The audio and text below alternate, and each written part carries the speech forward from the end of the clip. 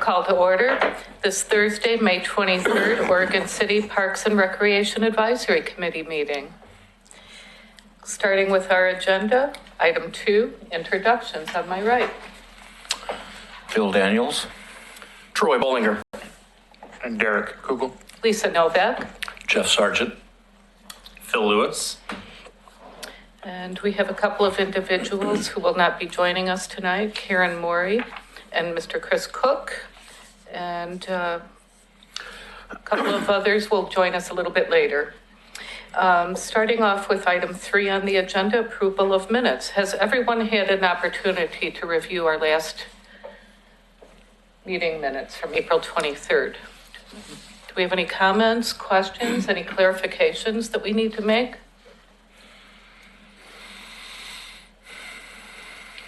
Move to accept. Do we have a second?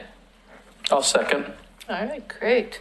So we have a motion to accept the meeting minutes as they are. All in favor? Aye. Aye. Aye. Any opposed? All right, very good. Moving on to item 4 on our agenda, citizen comments. Ms. Karen Burek. Good evening, Karen. Oh, should Good evening, Park Advisory Committee members. I'm here tonight to suggest or to request that PRAC send a letter to the Oregon City Commission supporting all of the park projects that are included in the 2019-2020 budget proposal. These park improvements include parks funded by SDCs, that's being the Woods Memorial Park, the Philbert Run Park, the Esplanade Trail at Clackamas Cove, and some land purchases. In addition, there are park improvements and capital improvements included in the maintenance budget, and these include investments to the McLaughlin Promenade parking lot, the Park Place playground, and money for DC Latourette Park and capital investments. So the deferred maintenance investments that are made for DC Latourette Park. I live in the McLaughlin neighborhood, and I have been involved in a committee that has been working on the investments in DC Latourette Park. These investments will improve accessibility to the park. It will allow a curb ramp to be put in to access the street, as well as a ramp within the park. There's been deferred maintenance for over 50 years since the last time there has been investment in that park. There's going to be able to be play equipment for that park, as well as investments to improve the basketball courts. So in addition to the fact that there's these deferred maintenance needs, these investments that are being made at Latourette Park are actually leveraging quite a bit of funds, nearly $100,000 of grants that have been brought in with the assistance of the Latourette Park core team. And it's also leveraging funds that would not have been invested, general funds that would not have been invested in parks otherwise, because the timing is right to be able to make those investments in Latourette Park. So we had several citizens go and talk to the budget committee in support of the Latourette Park investments, and there were some concerns that the city council members had. And I think there was some hesitancy, and they just didn't, they were getting some mixed messages. They did include it in their budget proposal, but I do think support, them knowing that PRAC does support all of these investments at this time, and it's just really, personally, I think it's really exciting, the investments that are going to be made over the next 2 years. So with that, I'd ask that you write a letter to the board, to the commission, supporting your parks. All right, thank you. Sure. Thank you. Do we have any other comments or issues for items not on the agenda? We have no other public comments at this time. All right, thank you. Moving on to item 5, presentations. Oregon Kayak. Cindy Bryan and Jenin Rugg. Am I saying that right? Thank you. Should we? Yes, please. Excellent. First, I'd like to say thank you for allowing us to be on your agenda. Thank you very much. Yeah, my name is Jenin Rugg. This is Cindy Bryan, and we're here to talk about Oregon kayak rental.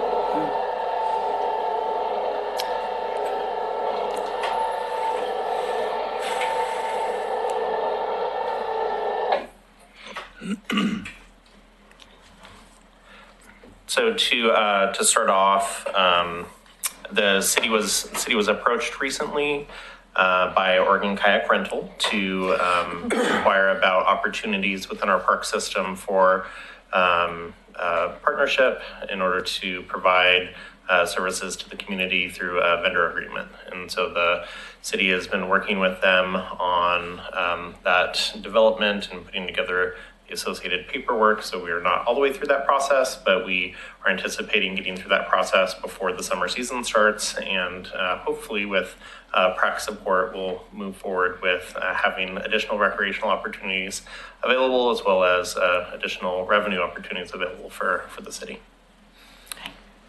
So yes, our business is Oregon Kayak Rental, and this idea came about. Well, Jen and I have been friends for many years.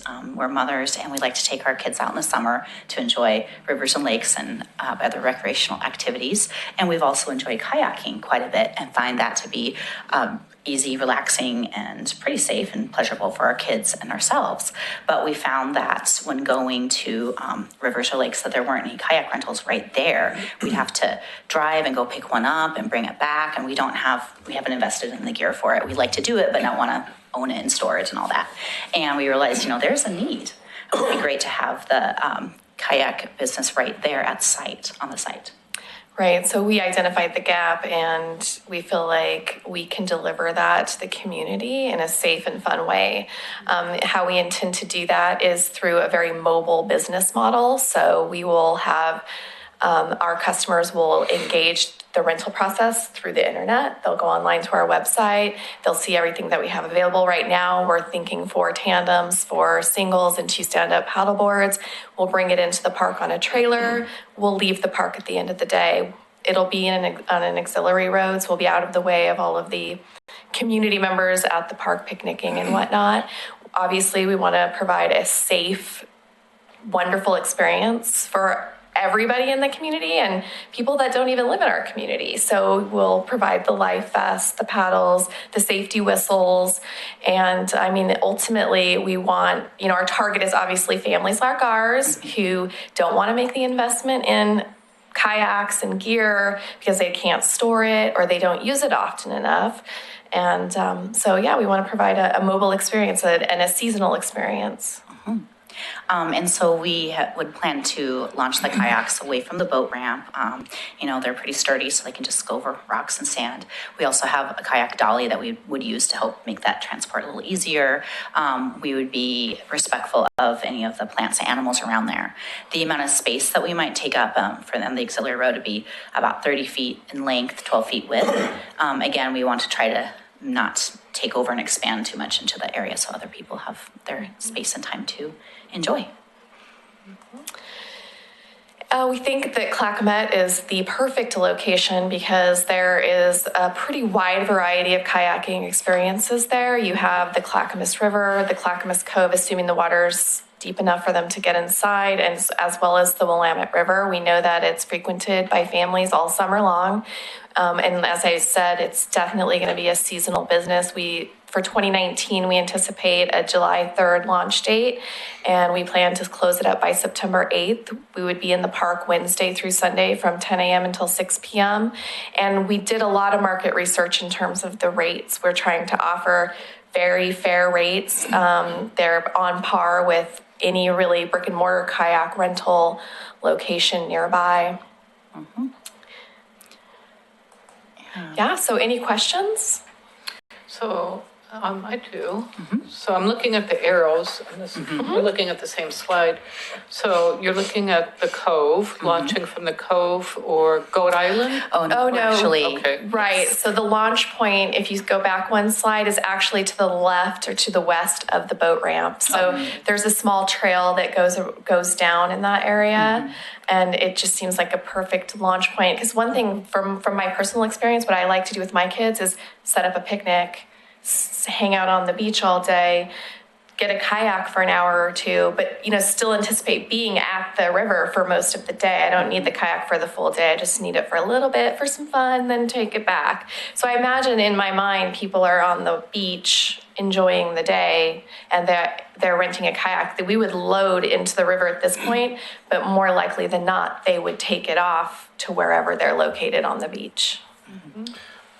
How about a first-time user? Is it difficult to learn how to do this, or No. do you provide instruction? We would. Yeah. Yes. If somebody felt uncomfortable, we would absolutely provide them with instructions. It's from my, I'm not a professional kayaker, and I know from my first experience, it's very easy to do. And these are recreational kayaks, so they're not going to tip. They're not unsteady. They're actually quite safe. Yes, And easy our- to learn. I mean, what you end up doing is you paddle yourself a little bit and you kind of try to, once you get it down, you get it down, but it does take a minute to kind of figure out which way to Yeah, paddle your boat. My 5-year-old son was able to pick it up really quick as well in the tandem. So, yes. So, if I may, is there a permit required? Is that one of the reasons why it's in front of us today? And No, we Oh, were here actually, just really to inform you, yeah. to let you know that, Phil and we had been discussing this and planned to move forward, but wanted to obviously inform you in case you had any concerns. And there will be permits, yes, but we will acquire all of those on our own through the Oregon Marine Board. So I have a few questions. And first, I guess my question is for Phil first. Is this done? Is this happening? No, we have not signed off on paperwork yet. One of the conversations that we had when we were approached was to make sure that it was, something that was known to BRAC and to the general community that this is something we're looking at. It's an opportunity, again, for providing additional recreational opportunities as well as providing additional revenue stream for the city. One of the other things that I'll point out is that Clackamas County Mount Hood Territory Tourism, water access, and highlighting the recreational opportunities on the riverways is something that's really being promoted right now by the tourism industry. And so having additional recreational opportunities at Clackamas Park for kayaking really plays well into that as well. So again, so it's not complete because the paperwork's not done, but I guess then my next question is it just a matter of paperwork, but other than that, it's done? I mean, the decision's been made, I guess is my question. Right? Decision is, it seems to make sense to me, but, Okay. Part of the conversation is, is there anything that concerns the advisory committee? Is there anything that the group thinks would be something that we should look at as we're putting together the paperwork and the agreement with the private business owner? Okay, and I have a few questions and comments about that. Have you looked at the Cove as the launch point versus the park?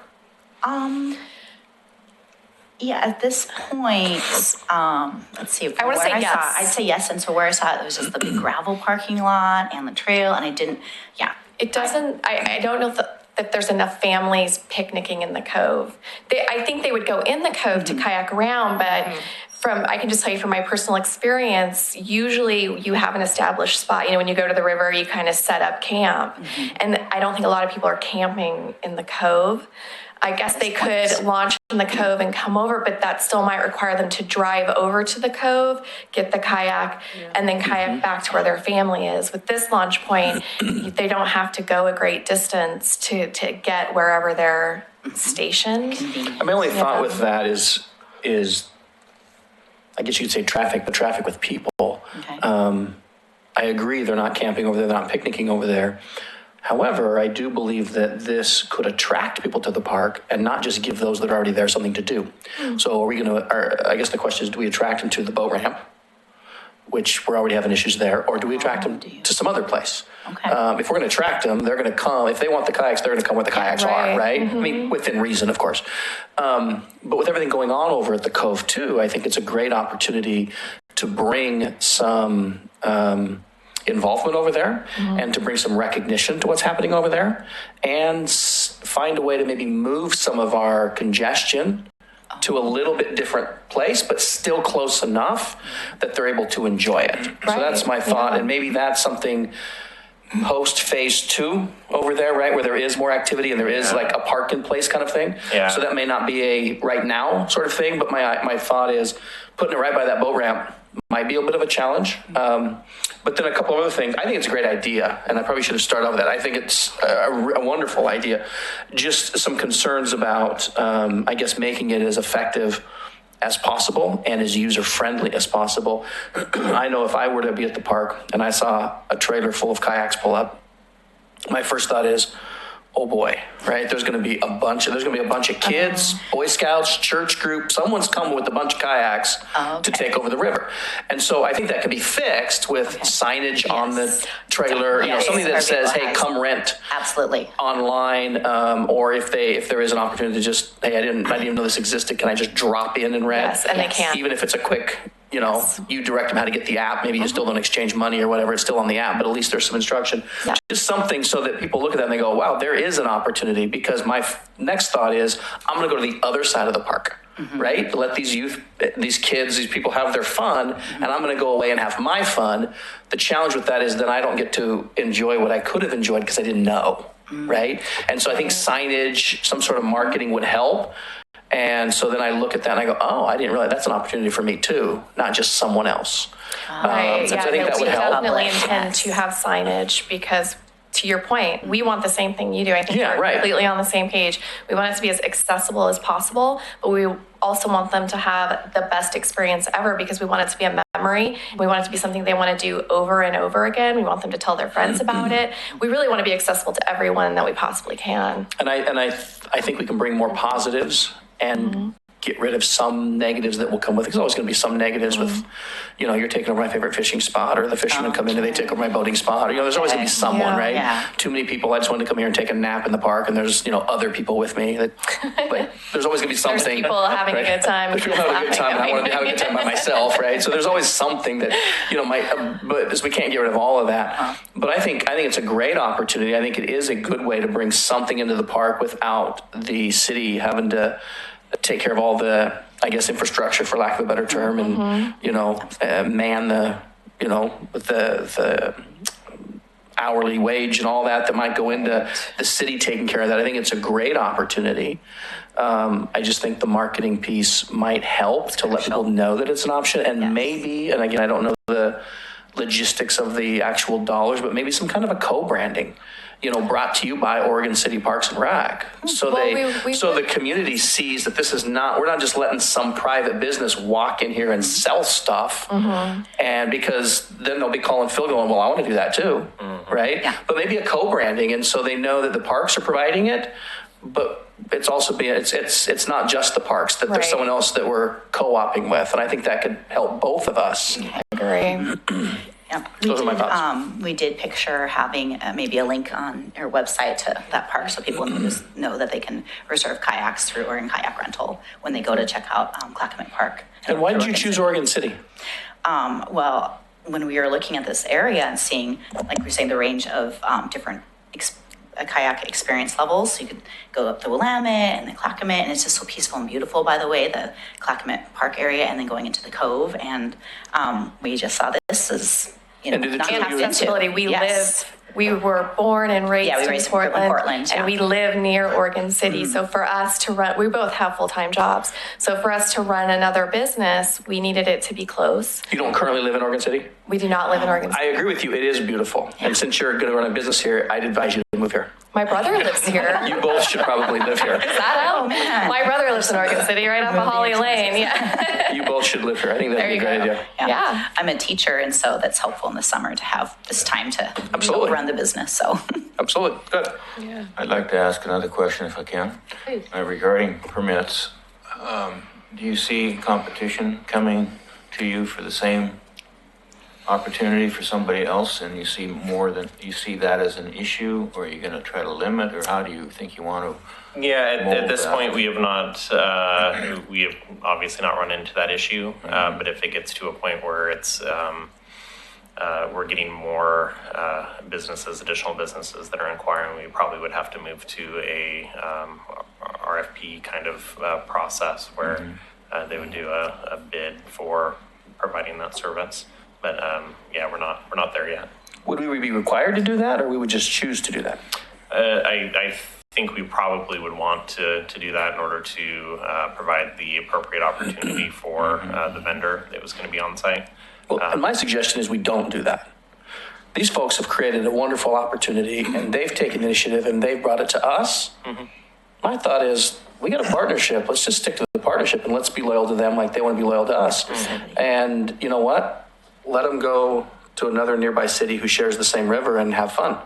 I mean, really, my thought is, if we have a partnership, let's be loyal to our partners. And they've come to us, and I think we need to reward that and not a few years down the road say, okay, now you get a bid for this.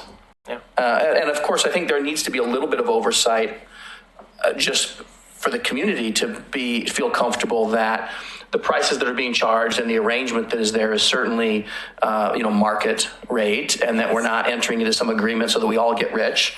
And so the city makes extra money out of the deal, but simply the citizens need to know that we've done our due diligence and this is fair, even though it may not be the cheapest deal in town. I don't know. I just think take care of our people who take care of us. We do plan on having 5-star TripAdvisor Yes. and Yelp reviews. That is our goal, Customer right? service, really. We know, And the that's location. our Well, I also don't intent. think we want to put something up to bid every few years and now we got vendors that change and then the relationship starts over and then we've got new things we have to deal with and every partnership looks a little different. And I think our community benefits when a relationship stays in place for a long time and is comfortable, not to mention the oversight required by your department to then manage a new relationship that didn't exist for the last 3 years. I would agree. And so my suggestion is we don't open it up. If it's working, if it's reasonable, if the community benefits, we stick with it. Great. My thoughts. A couple of questions. Go ahead, Jeff. Oh, I'm sorry. Derek, that's, Oh, okay. go ahead. I had one comment or observation. Looking at your exit point or entry point into the river, the only, and this may be moot point after, because there may be changes in the park in the future, but being on the left-hand side of the dock is kind of like crossing traffic with those boats coming in. It's just a concern, with those fishermen coming in. I've seen, I'm well versed in kayaks and all, and kids and stuff. Yeah. I did have a little bit of concern there with, and also fishermen. Some of those guys coming in through there. So people probably kayak there today. I'm guessing there's probably some kayakers out there during the summer. There Where are. do they Usually around the drop Goat in? Island area. And they go up to the falls. I've seen them go up to the falls. I actually know an excellent launch point, but it's, We're public record, so you can just share with everybody. Just tell everybody where it is. excellent. But it's not at this juncture, and as was mentioned earlier, maybe in the next phase, it would be more appropriate. But yeah, and it would be onto the Clackamas. Oh, okay. Yeah, and it's a nice shallow, Easy yeah. That was entry. just a concern, going, I mean, Yes, you've that's fair. got We 6 love or 8 kayaks and Right. you're kind of across there. You're just looking at, an opportunity of an accident Yeah. or, Yeah. whereas if you're on the right-hand side, you remove that, whether or not there's That's a good point. very good access that way, but. Right. That I think it was difficult to park, and I don't know about the trail down. It's steeper. It was just very rocky and Yeah, At that- maybe like maybe a it's safety, changed. maybe Yeah. like a. And I know we have a nice safety road briefing. there because we looked at it yesterday. We decided Yeah. it's very wide. Well, and that might be why this spot is decent, at least in my opinion, until the cove is better developed, is simply because there is that Once we had that road there, yeah. that road that's not usable, but certainly a trailer could be pulled on and. Well, now we have a use for it. And now we have a usable road. But it would take it off of the parking lot, Yeah. pull it off a little bit. Right. To where it's a nice, good surface to launch or something. But I agree. The master plan is going to change a lot of this too. So we'll have to figure out what that does. But But what's Well, nice that goes about here, your then business you're model right. is Exactly. it's flexible. Right. We can yes. move it. We can expand it. We can have multiple. I mean, it's really the sky's the limit in Flexible, terms of scalable. it's very flexible. Yeah. Jeff, did you have a question? Kind of piggyback on that a little bit. I'm assuming you're taking on all the liability. Oh, yes. Yes, So- we'll have a $2 million liability policy Okay. with an indemnity. And then somebody gets into the water and decides to go to the Columbia River. Right. Do you have safeguards? I mean, is there a? As long as they get back on time. They have to be back on time or they're going to get charged They'll for an get additional charged. hour. And if they don't bring the kayak back, unfortunately, we will charge them for that. That's really the only leverage we're going to have. Kind of like renting a bicycle, something like that. Yeah. And I would say 99% of people follow rules. It's that 1% that, ruins But it the for risk everyone of stealing a kayak to hit the Columbia when you've got my credit card information, Right. It's you kind of just better go buy a kayak. I mean, at the end of the day, Okay. do you have a business plan that involves more than just kayaks? well, we have Canoes, 2 stand-up paddleboards. paddleboards. So we'll You do have some paddleboards right now? 8 kayaks, 2 stand-up paddleboards. Okay. That's our initial plan. Okay. Yep, and we'll expand based on the demand and all Okay. that. Possibly canoes at some point, but at this point, no. Our trailer is just not big enough Yes. for all of the things we'd like to see on it. Okay. So will we have more discussion on this at a later time, or is this pending? I think this is our time to discuss. If you feel there's an additional need to discuss further, we can. Our next meeting is the 4th week in June, so that puts us pretty close to when they're wanting to start business operations, and so to allow them opportunity to purchase equipment, start putting together their marketing strategies and all of those things. I would ask at this meeting if there's serious concerns to let me know. Otherwise, we'll probably start to move forward towards signing an agreement. Because I would take the opposite position that Troy is about limiting it to one party. I know that our park department needs money, and permits is one way that we can accumulate that. And competition is always a good thing.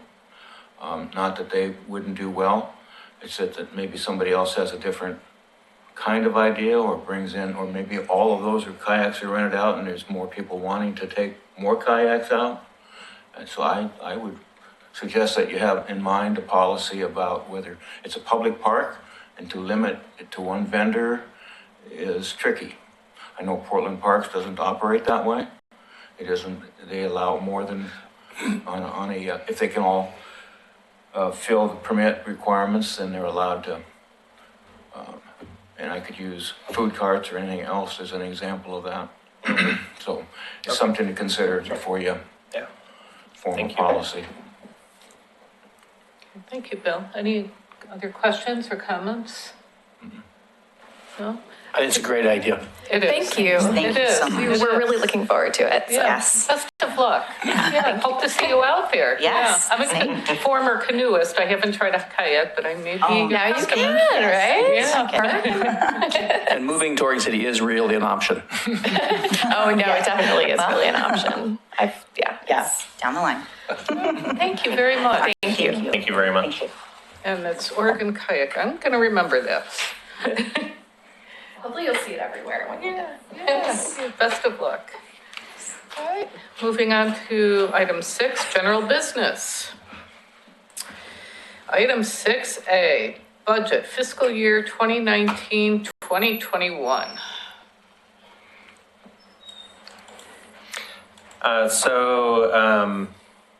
I've put together a short PowerPoint presentation, and primarily this is just a review of the information that we discussed at the last meeting, but additionally, we had some questions that came in after the last meeting, before the budget committee meeting, and so I wanted to provide an opportunity to review the information, ask additional questions, and if there's anything else that I can answer, I'd be happy to do so. Karen stole a little bit of my thunder with her presentation of the very thorough presentation of the topic, but just really quickly, we had, as you're aware, the budget committee met recently to discuss the proposed budget by the city manager. The budget committee decided to move forward the proposed budget as presented to the city commission for consideration, and they are anticipating to receive that on June 19th. So with that short budget overview, there was a 0 increase in operating materials and services. So this was the budget direction given by the city manager to each of the department heads. There were some minimum increases in personnel expenses for cost of living and employee step increases, but no additional personnel expenses either beyond those areas. There was a continuance of our deferred park maintenance funds. And then, as I stated, the budget committee did pass the recommended budget on to the city commission for consideration and adoption, which is scheduled to happen on June 19th. So some of the commission priorities and ad packages, we added through that process 1 additional FTE full-time equivalent position for park maintenance, and additionally 1 additional position for facility maintenance.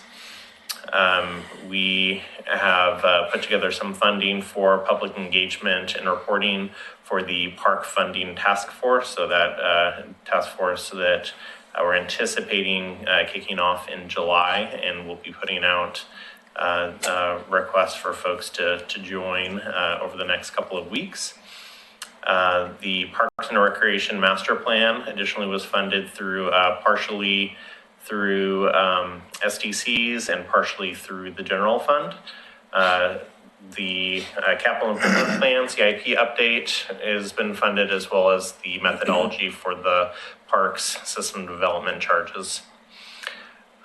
We have some funding in there for the Parks Public Works Joint Operations Center, and as we stated earlier, the Parks Deferred Maintenance funding was continued, including an additional ad package of $170,000 for DC Ladderette Park. So that was above and beyond what we had historically been allocated for deferred maintenance projects.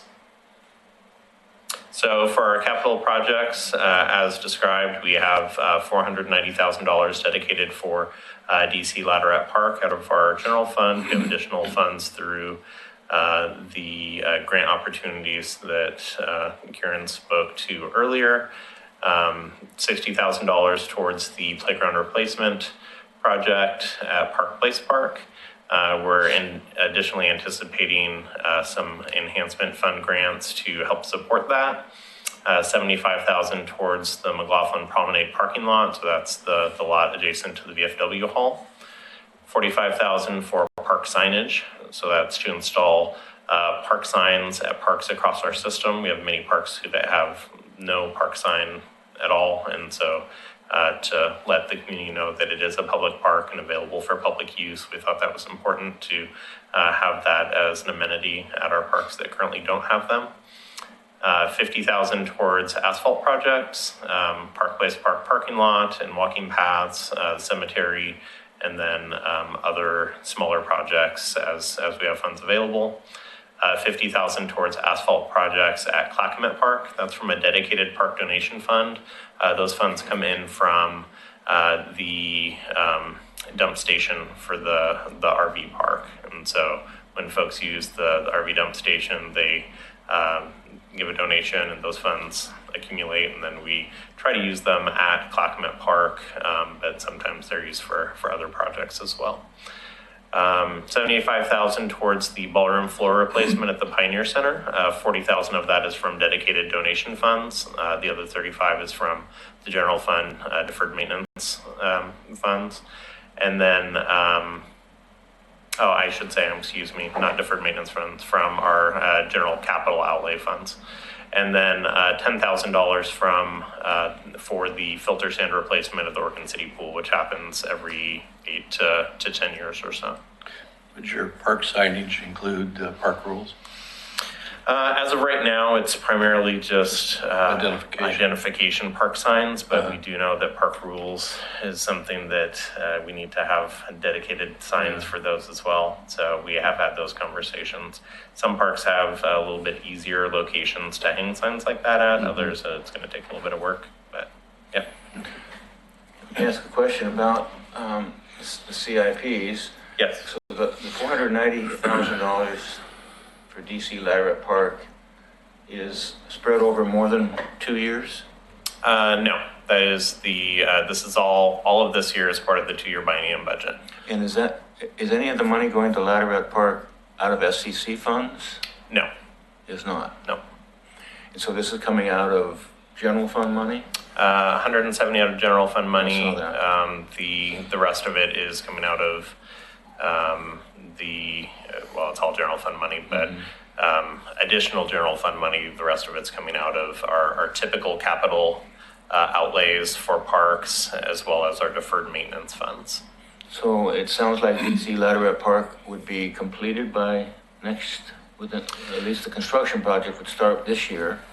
Yeah, so if we can get the timing right and be able to get it out to bid, we could start construction. I don't anticipate having a lot of. It's a project that we probably could do over the winter, whereas some of the other locations where you have a lot of site work and groundwork that needs to happen, working in the rainy season's usually not ideal. But DC Lariat Park, we might be able to actually just work straight through in the winter and then have it available come next spring. But that's something that we'll work with our. We'll look to bid it out as soon as possible and figure out with the selected bid the appropriate timing. And the asphalt at Clackamat Park, is it specifically where we're putting that effort towards? Yeah, we're looking at the area between the RV park along that section over towards where it connects with John Storm. So we have a lot of root damage to the walking paths in that area. And the other areas, before we started to put a lot of money into those other areas, it's, if we do additional planning for the park, there might be some allocation of where those trails go, and we didn't want to replace like for like before we had a plan. Could you go back to the previous screen? Yeah. Would you tell me, I should know it, but Parks SDC methodology update, what is that in? What does that include? How the money is spent, or what is methodology for SDC? Yeah, so we have a methodology for collecting SDCs, the amount of money collected, and we have our CIP list of our entire project list of capital projects, and then of that, which projects are SDC eligible. We'll end up with a rather large number.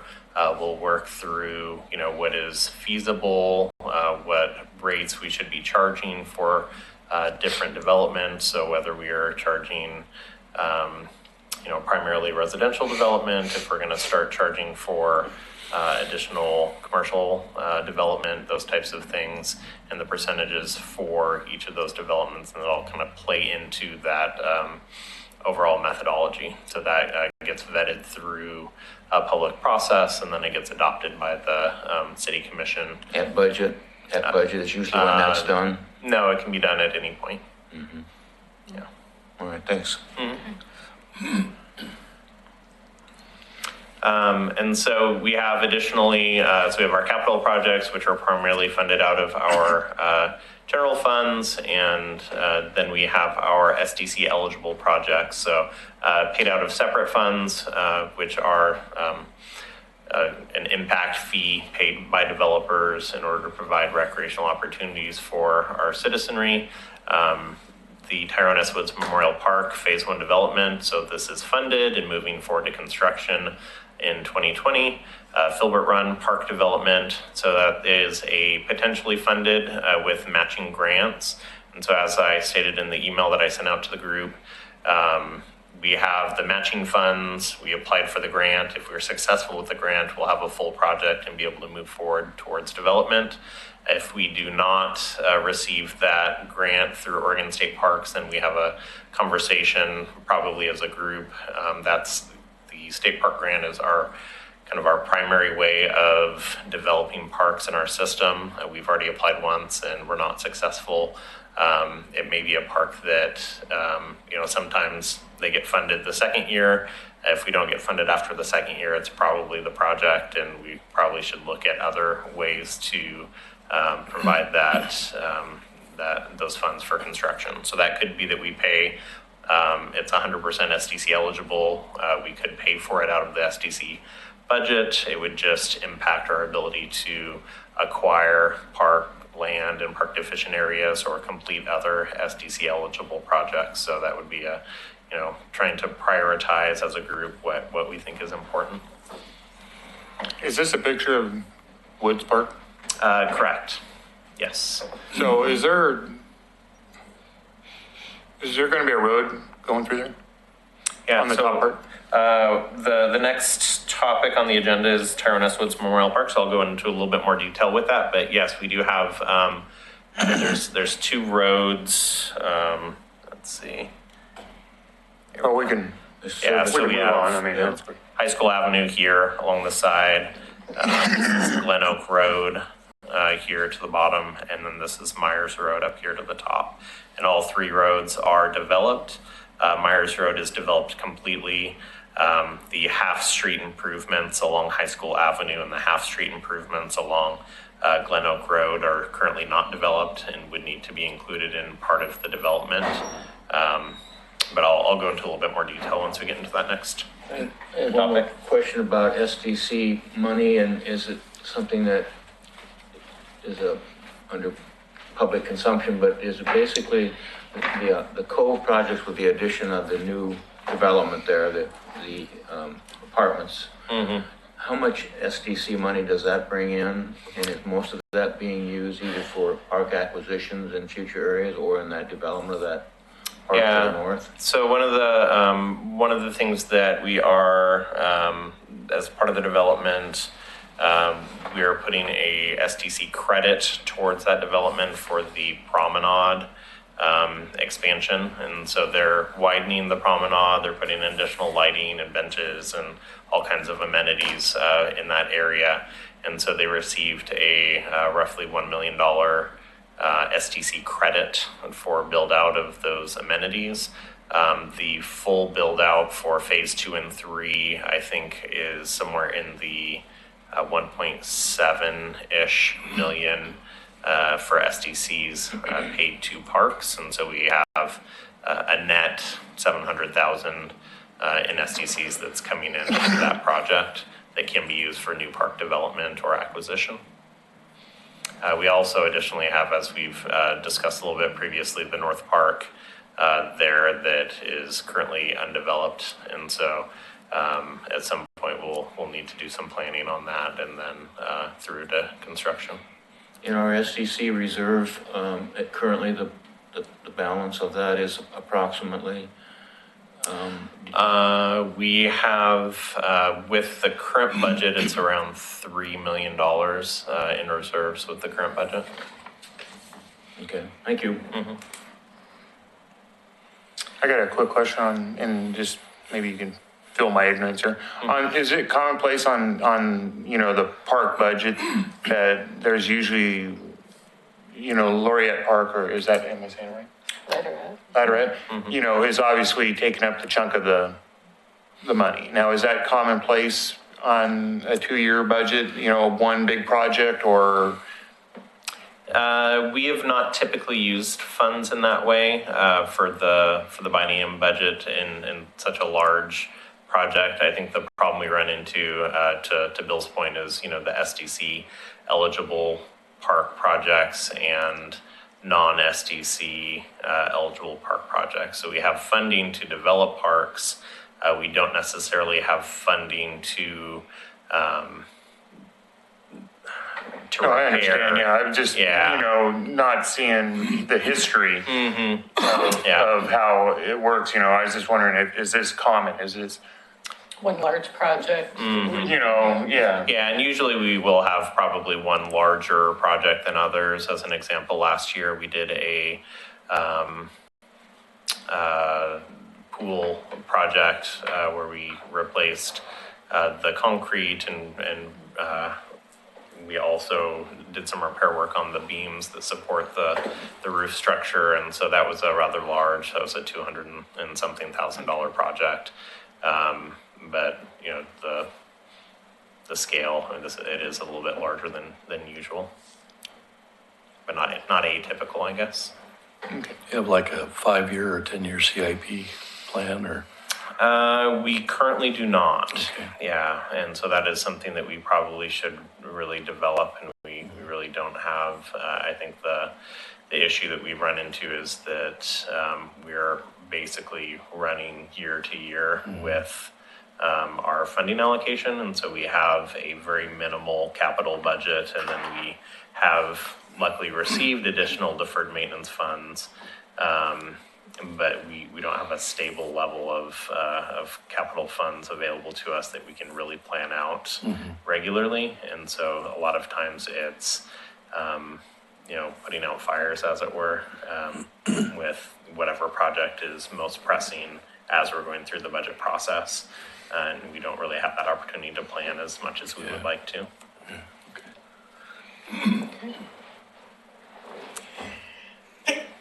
Questions? So I'd be happy to answer any other questions that you may have. But, you know, I realize there's, you know, I had a nice conversation with Lisa around being a little bit more clear with the presentations. And so trying to provide a visual for as many of the presentations as possible moving forward, I think would probably be helpful. So I'll commit to doing that. And if you have questions or concerns or ways that I can present information that you think would be easier, please feel free to reach out and let me know. All right, thank you, Phil. Yep. Yeah, very informative. I think Doug would appreciate that. He'd get a kick out of it.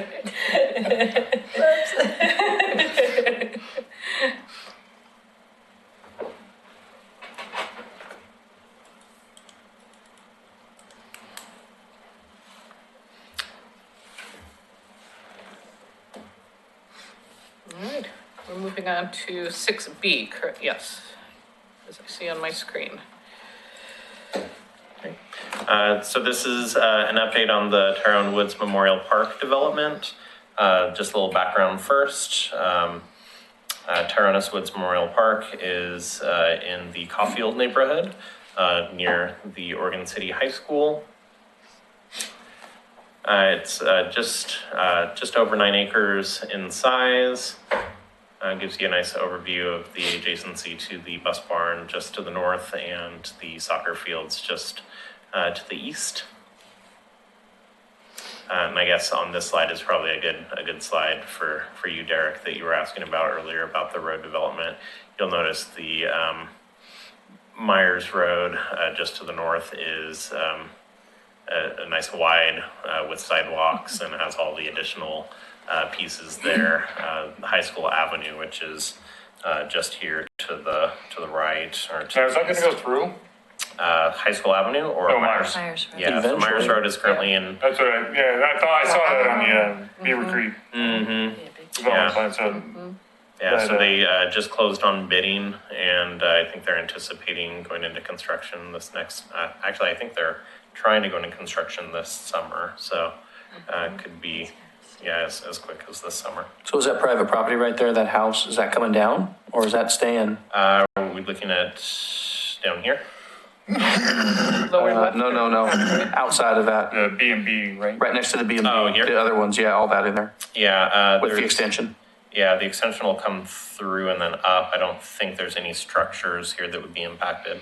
And I see the college is doing a lot of work. Is that gonna, I mean, it's not gonna stop that, but how is it gonna be effective? Yeah, the college is helping to support the project. There'll be transportation into their new transportation facility on the campus off of Myers Road. And so they've been involved in the planning and everything for the Myers Road extension. So they're very supportive.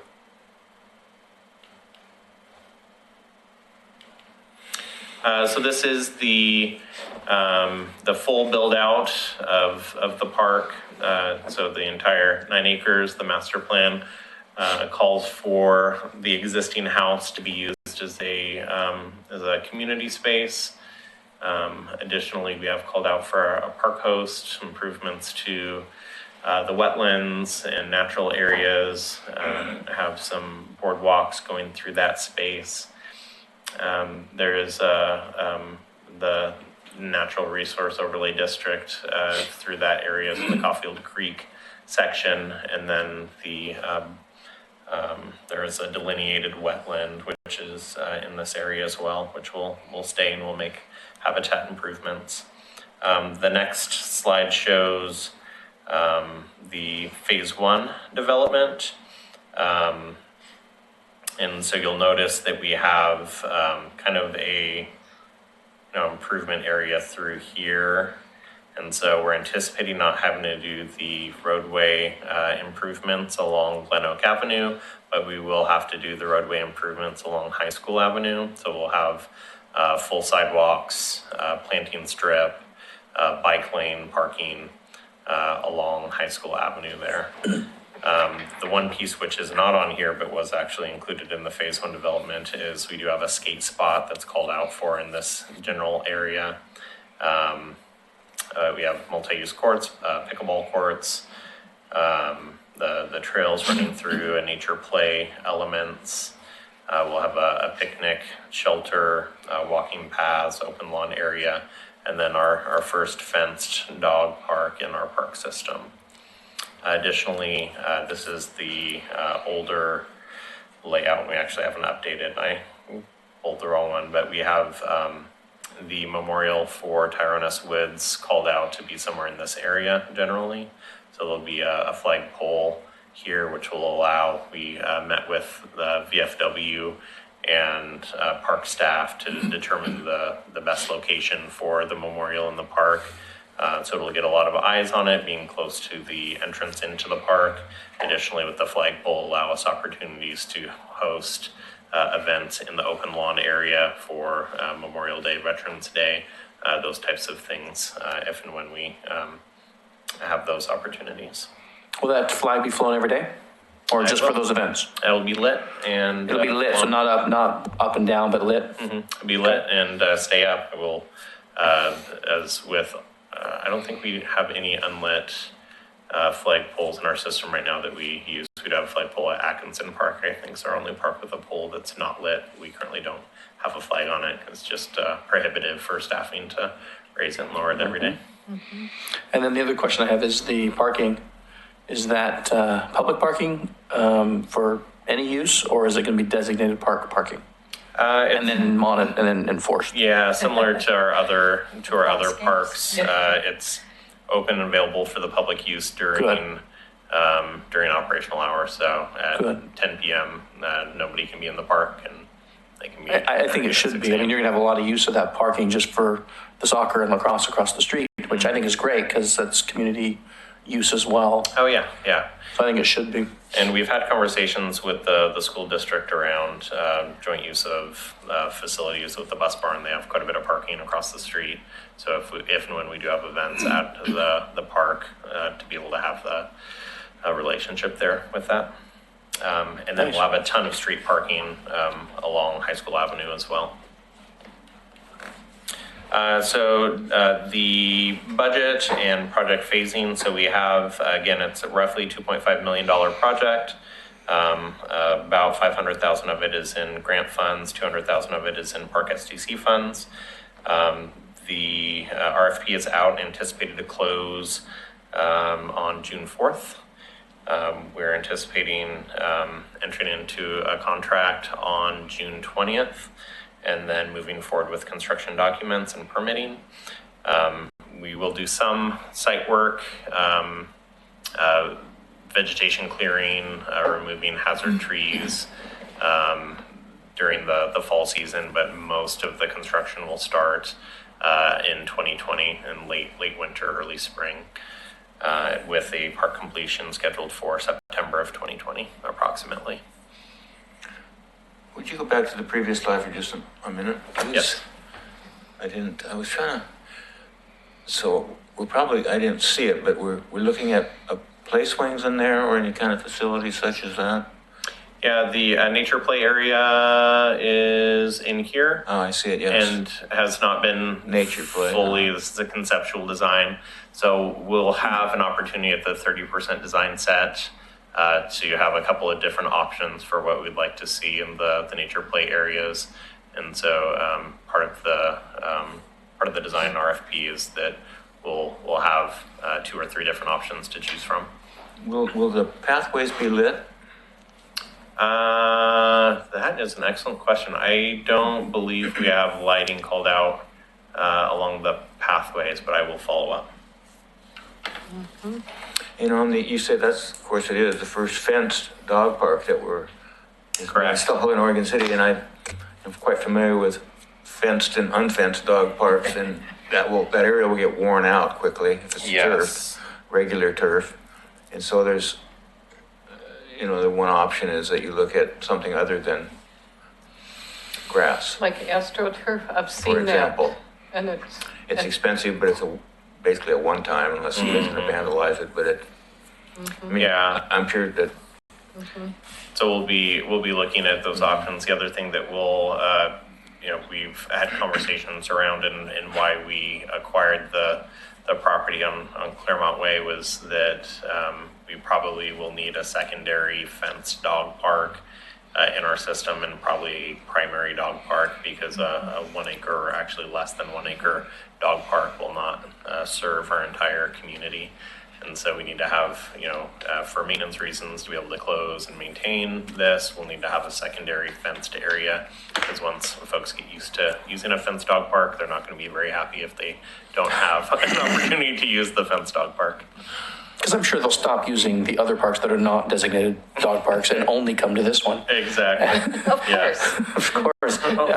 Suggestion along the lines, and I guess maybe it's not really the nature play area, but just something in the park. And maybe we're too late in the process for this, but I think it would be great if Tyrone Wood's family were contacted, and in the planning of this, or in some of the pieces that are here, would be something that is memorable for him. Something in his life that he did, hobbies that he liked, something that might kind of put, rather than just the name, put the stamp on the park. And again, that may not be possible. I mean, I don't know much about his personal life, but if he was a rock climber, that probably wouldn't fit here, right? Yeah. But something along those lines, I think, would be kind of nice, Yeah, that's if possible. Yeah, that's not a. Maybe the nature play area would be something that could be incorporated, but maybe not, I don't know. Yeah. We have been in contact with his family. Cheryl, his mother, who's been to a couple of our meetings, has been very gracious with her time and willing to work with us on any of our requests. So, I think we can, maybe try to find a small piece to, A favorite childhood game, or just anything that would just kind of put a stamp on it. Yeah, I like that. Be kind of nice. Yeah, that's nice. So, are native trees being considered as the primary trees being planted in that park? We have several trees on site that will be maintained. There is, some rather large firs, some oak, some ash that are on site. Dogwood, for example, but some of the flowering trees that are native that maybe are more tolerant to the conditions we're going to be going through here. Yeah, we haven't gotten to that level of detail. we're adding yet. cottonwood, right? Yeah. And no cottonwood. No cottonwoods. I think Jonathan might quit if we Is there running water in the dog park at all? Because I see there's a portable restroom, but there's no indication, and many dog parks will have some sort of running water for the dogs to drink out of or play in. That's a good suggestion, a good point. Yeah. The restroom facility was something that we removed for financial reasons, and so we will have irrigation on site there. So we have not gotten to that level of detail, but that's an excellent suggestion to make sure that we have. Because water irrigation, it's not potable water, and I'm assuming with pets you need potable water. Yeah, for With sure. proper backflow, But could you it can be? separate them, yes. I mean, could it be? Would that, using that, filtering it somehow. I'm not a dog person, I don't know, but somehow using it for both purposes rather than, you know, a system to bring water in, but somehow using what's there. Separate I don't remember if spigot we have off of that I think line. we have a drinking fountain on Okay, site. so there must be- Okay, so there's already, Yeah, okay. yeah. And then another dog park question, obviously. We have Yes. dogs. And with that, in terms of shade, I see that there's one tree that's within, you know, the designated area, and then there's some over on the other end, over by the nature play, but it doesn't look like those extend into it. And I know this is just a rendering, like a big picture idea of it, Yeah. but I'd like to make the suggestion of more shade. Yeah. Would be great because that can be a hot part of the property, having been in soccer and lacrosse games across the street. Yeah, that would be fantastic. And then any physical amenities like picnic tables would be fantastic In the park, in the dog area? in the dog park, because that way families and dog owners, they sit, and even the one little table that's over is that Wesley Lynn Park. I mean, people are always, Oh, yeah. Yeah, using that. it doesn't have to be anything fancy. Yeah, I think at Stafford, they have, yeah, they have a bench or two there.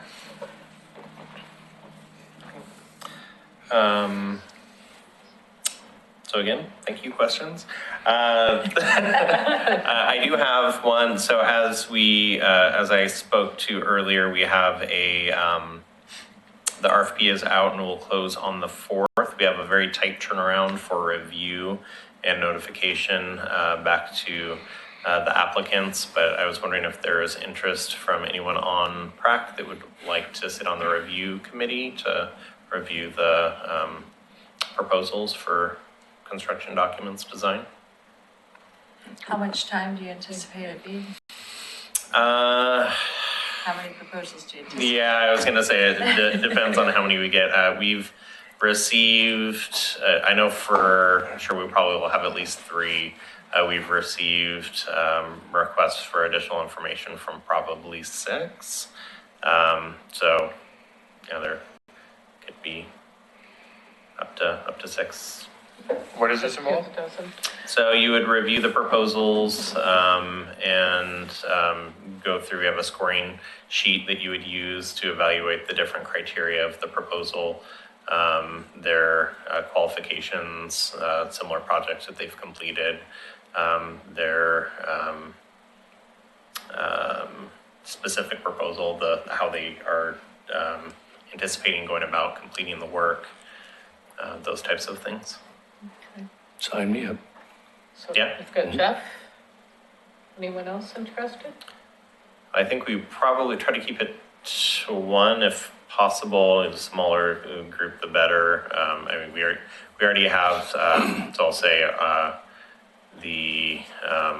myself, the assistant parks director, the park operations manager, a planner from the planning department, and then probably 1 more, and that's, you don't want to have probably Too more many. than, yeah. Too many cooks. Well, if Jeff's willing, I'm all for it. I can be an alternate, in case you win the lottery and good. With us. Yeah, could be. That's great. Thank you, Okay, gentlemen. Great, perfect, thank you. And again, we're proposing to move forward to get approval from the city commission for the contract on June 19th, and then enter into a contract on the 20th, and then start moving forward.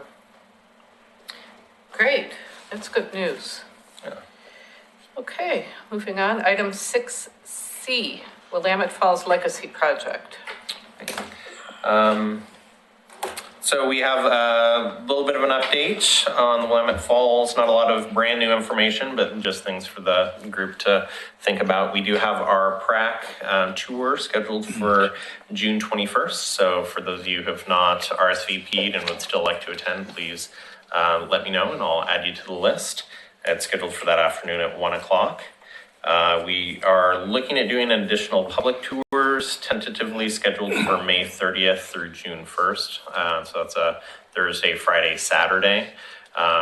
little bit more low key and probably a little bit less opportunity for those tours just because of staff availability. It's kind of hard to get folks together.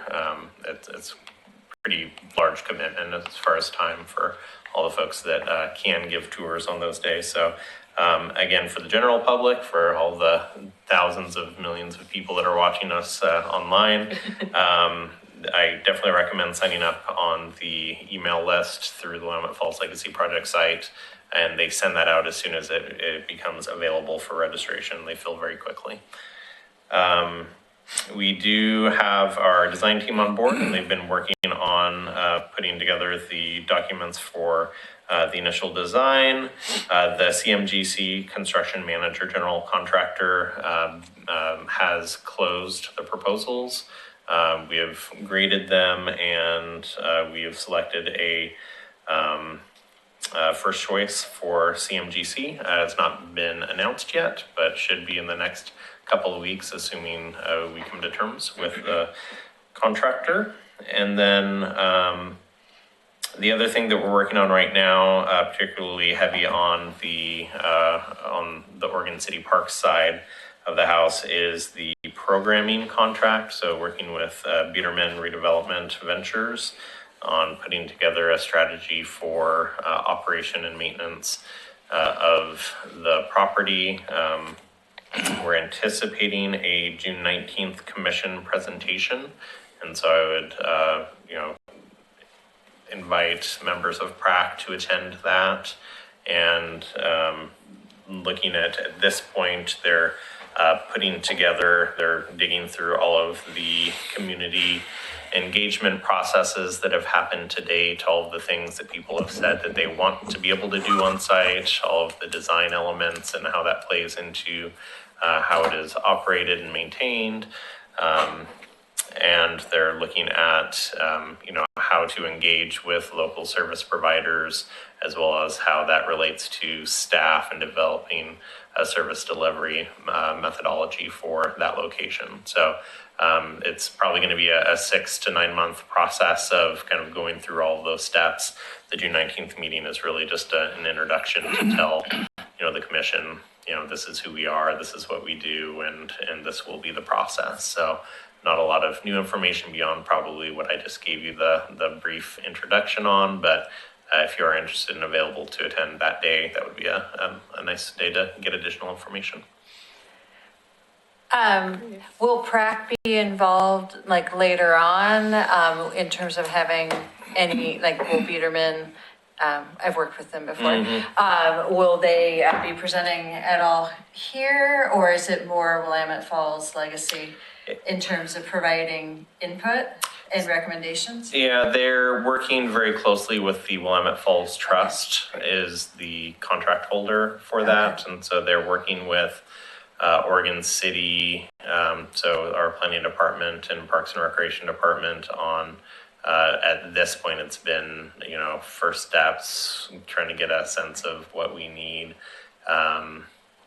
And so we'll have a draft version that will come out. We'll have obviously presented to PRAC and then to the City Commission on, with their first view of what they see, what the capacity is, and what their recommendations are. And then at that point, we'll have an opportunity to give feedback and provide additional detail.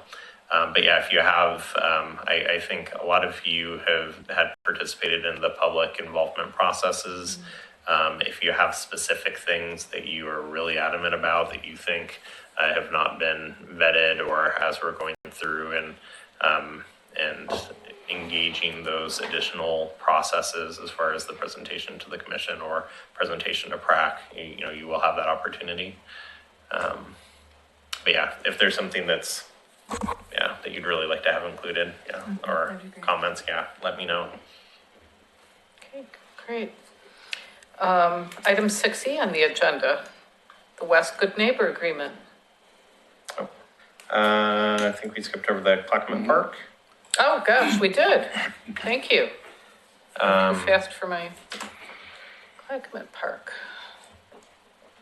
And I think everyone was there yesterday, and so this will be a lot of review. And maybe I can just run through it super quickly. I'm not sure if there'll be any questions, but there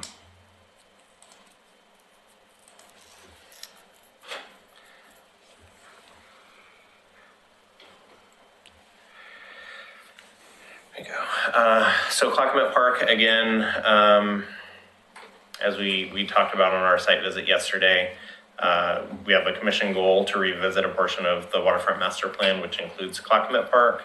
The primary pieces being the boat ramp, location, the RV park, and the city-owned properties across the street. So this is the map that we handed out yesterday and talked a little bit about.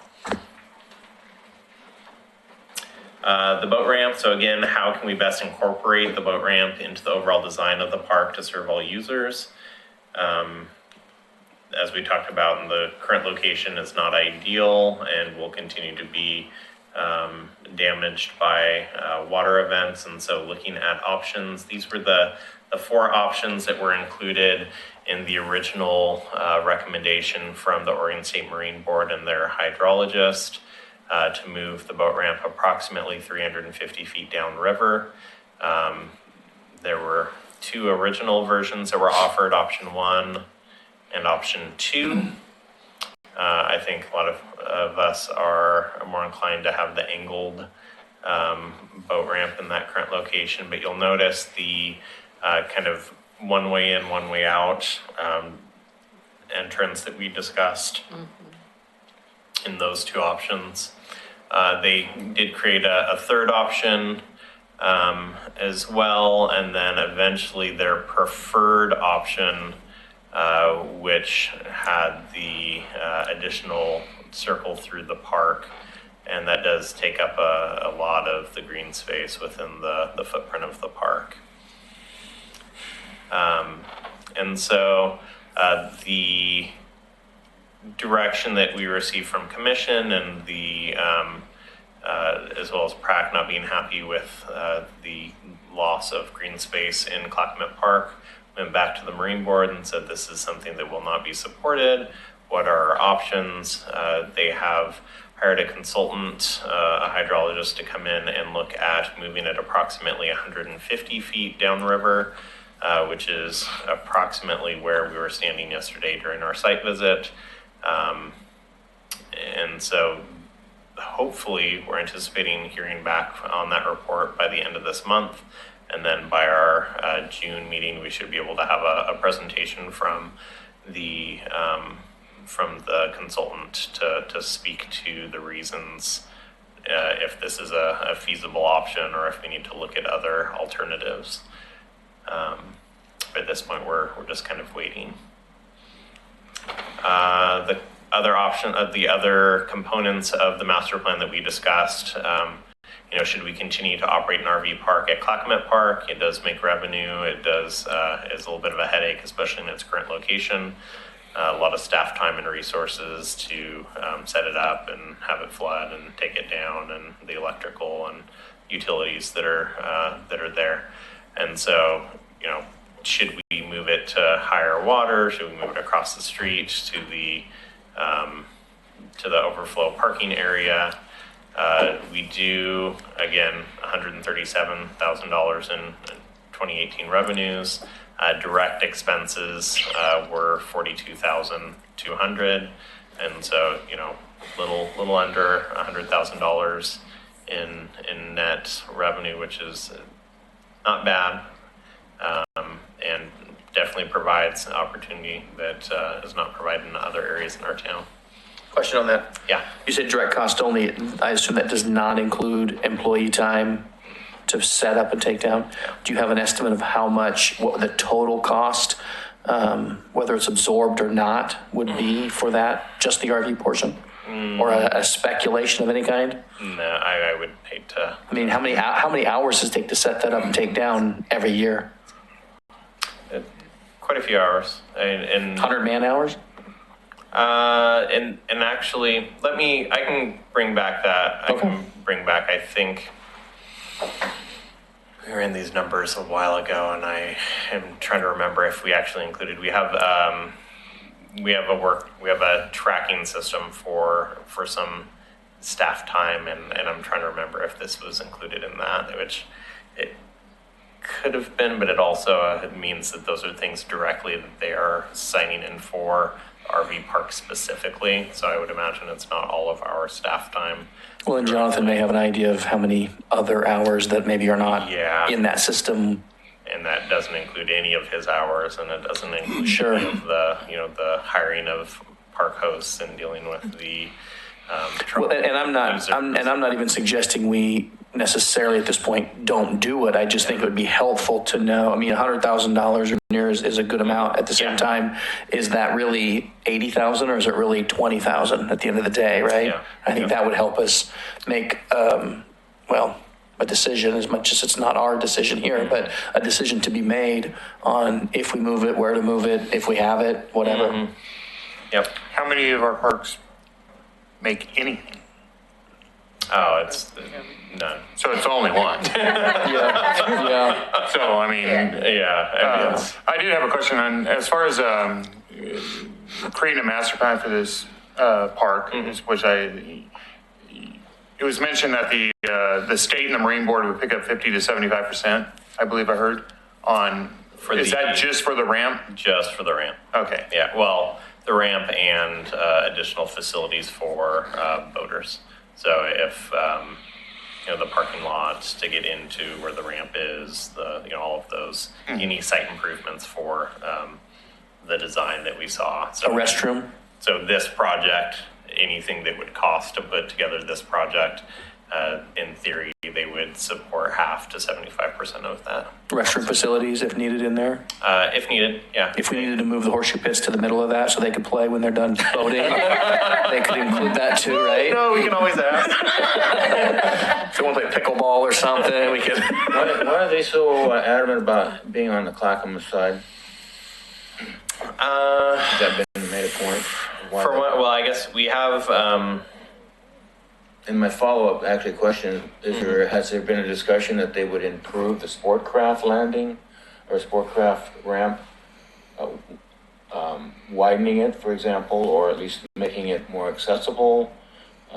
We own all that waterfront. I think we Correct. own a couple feet off of all the way up and down. Sportcraft is leasing the. Yep. So I'm just curious, and that doesn't have a substantial restroom there anyway. There's just porta potties they put in there. yeah. Part of the year. So was there ever a conversation about maybe this isn't going to work on the Clackamas side, but would you put money towards improving that Sportcraft landing? We have not had those direct conversations. There's definitely some site constraints there as far as just the width and the availability of, parking in that location. It's already a double loading ramp in that location. You are talking about possibly mitigating more space for that with the bridge work and with ODOT maybe giving us more land to add parking or at least space to that area. Yeah, so we would have additional overflow parking across from John Storm Park. So, but I think that that's really to service the users that are already there. The parking during peak times is already pretty full. But yeah, those are opportunities. I have not had those conversations with them. The moving it on to the Willamette side, we have not done any hydrology studies on the Willamette near Clackamas Park, so that would be an additional expense. The Willamette sees a lot more debris coming down river, and so we'd have to put some type of boom out there, similar to what we have on the dock at John Storm, probably, and then we would have to put the additional facilities near that area. So building out parking lot, building out restroom facilities. It would just be a substantial investment, and more than likely it would not be supported by the permitting agencies, Department of State Lands and Army Corps of Engineers. And so if we do go that route, it would be a lot of permitting headache and more than likely not financially funded by anyone other than the city. So, spending $2+ million or $3 million on a ramp on that side out of the city's funds instead of other park projects. You just don't, you feel that they wouldn't be interested in putting additional money into that site than at Sportcraft? Is that? Oh, at Sportcraft? Yeah, we haven't had those conversations. No, yeah, but we I could. mean, that might be a fallback position if the commission says, no, we're not gonna take up any more grass, we're not putting a boat ramp in at all, would they? Maybe that would be a fallback request, and see if it was something that they were interested in doing, if they are wanting to put in another additional boat ramp somewhere in that location. Yeah, I just, I would struggle with the additional capacity that would be created there versus the loss of capacity. It would be substantial. I mean, there probably are some efficiencies and some additional things that we could do at Sportcraft to include the usability, to improve the usability, but probably the loss of the ramp at Clackamas would far outweigh that, and whatever improvements we probably could make at Sportcraft, I would assume. But yeah, again, we haven't had those conversations, but we could. Question about the RV park and possible relocating, because the current location is 2.2 acres. The overflow lot, is the overflow lot just the area that's being used, or does it extend towards McDonald's? Yeah, so here's the overflow lot. It is 2.2 acres okay. combined, and goes, right up to where the tree line is next to McDonald's. So the overflow lot's 2.2 acres and the existing RV lot is 2.2 acres? Mm-hmm. How convenient. I know, right? Okay. All right. So physically similar Yeah. space. Okay. Yeah. And Yes. the one nice thing, one of the things Jonathan brought up is there would be a challenge as far as pedestrian access across Clackamas Drive. You have a corner there, and it's but we're using it right now as overflow parking and people walking back and forth anyway. So probably providing some kind of pedestrian improvement at some point would be something we probably should look at. There is a walking path that comes right here, it comes around and then in theory could come across. Whether or not the corner here, you would have enough opportunity to see someone there and stop. I don't know. I'm not a traffic engineer, but I'm sure we could work with our public works department on trying to figure out if that was something that we could look at. Sorry. In terms of utilities, like in terms of getting electricity and water, whatever base utilities, is that a possibility to the overflow lot? I have not run I would assume that there's, I know for a fact that all the they should all be there because we have all the same utilities provided to the park, and McDonald's is right there and has service. So I'm assuming there's probably sewer and water and all of that within Clackamas Drive. So then theoretically, since this space has never flooded before, you could potentially bring in more revenue because you wouldn't have to shut it down as you've had to do in pieces over the years. So that amount of revenue brought in with potentially less staff time. Once it gets established in terms of repair, then there would be greater revenue. Opportunity. Okay. Well, and our fees, I think, on RV sites are under market as well. I was just going to Which, say that. being as though it's an urban RV park, that I think is going to drop the price a little bit. So I'm not suggesting we're well below, but we're a little below. Yeah. But we could also, I think, run pedestrian crossing on the riverside to connect to the walking path, which would be nice and convenient as well. You see what I'm talking about there? The one that goes down to John Storm Park, coming across Clackamas Drive. It's over here. No, down right there. Yep, like come right from the corner of the upper of the overflow lot. If we made that the RV, right, and come over there somewhere. So just a crossing right there. It's kind of a steep section right there, but we might be able to. Or come back a little bit somehow, and maybe even zigzag it around. Yeah. Maybe even make a path to McDonald's, because when you're camping, what else do you want to do, right? Yeah. Just go over to McDonald's. That's right. You're smelling those fries all night. Fries and fish. So again, this was just an opportunity to speak to kind of where we're at. We're anticipating getting the report back from the Oregon State Marine Board within the month, and we will be coming back at a future meeting with more information and an opportunity to hopefully make a recommendation at that point to the City Commission to move forward in whatever way we decide to move forward. So, Great. yeah. Will we be using a professional for any other part of Clackamat Park besides the boat ramp issue? That's a good question, because we had anticipated hiring a firm to do a public engagement process for a master plan, for a full master plan. The direction we received from the commission when we brought this information to them in March was that they did not want another plan. They just wanted to know what we should be doing with the boat ramp. They wanted a solution to the boat ramp. I can appreciate that.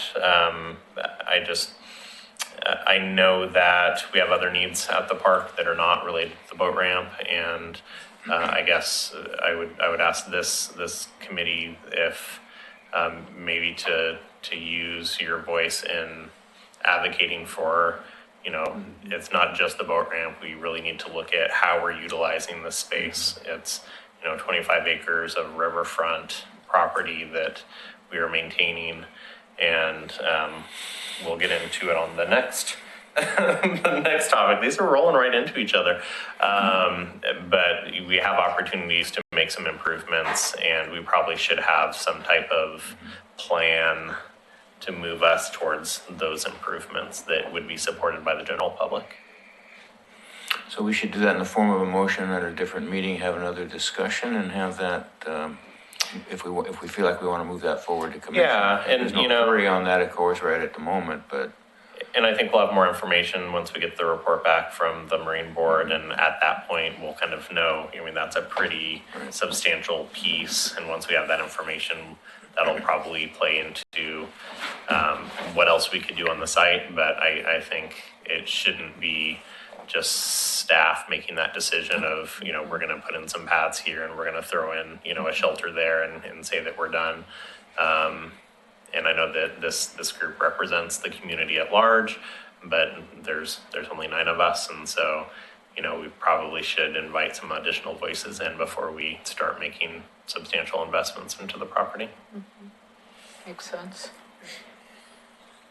Okay. All right. Item 6E. Excellent. Well,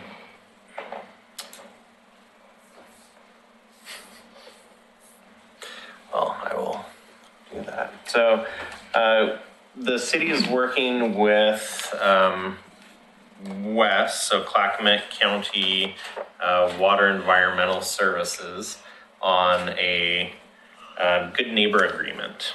And so I'm handing out a couple of handouts. The first one is just a site map of the Good Neighbor Agreement area. So because we have services that are provided within the city of Oregon City and the negative implications of providing those services so close to town, I think the county is looking to offset that, mitigate it, provide opportunities for improvements in and around the plant area. So if you're unaware, and I didn't save a copy for myself, I think I have one in here somewhere. The plant is directly adjacent to the Cove property. And so the mitigation area that they're proposing is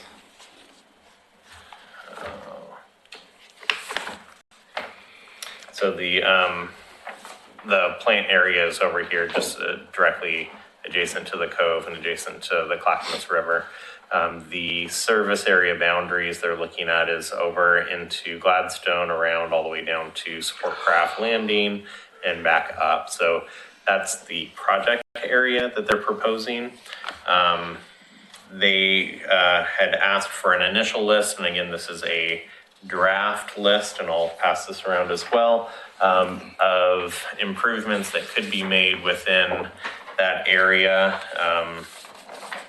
The conversation has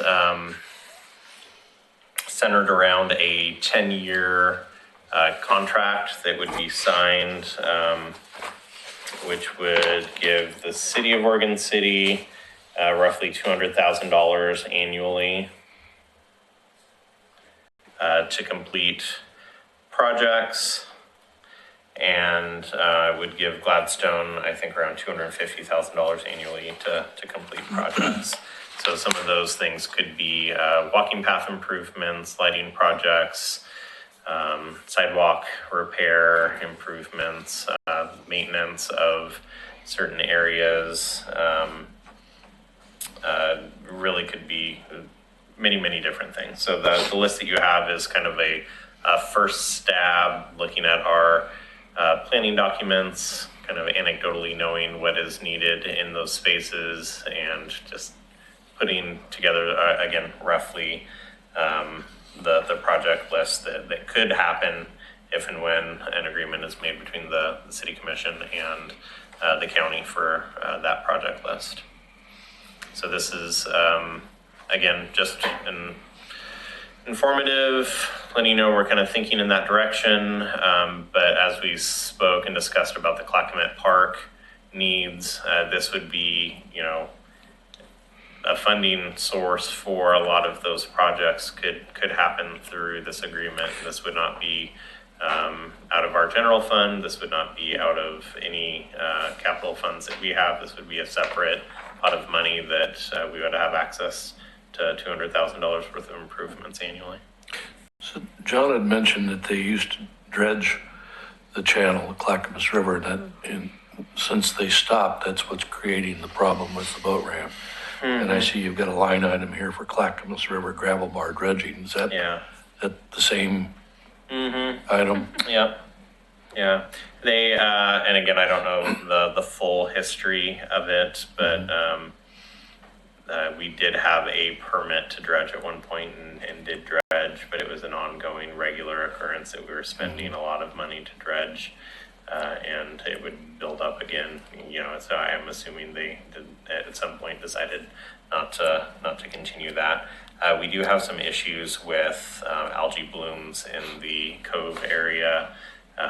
When the water levels start to dissipate in the summer months, you really get not a lot of fresh water coming into the cove. And so, improving the habitat and the water quality in the cove area, that could be something to look at.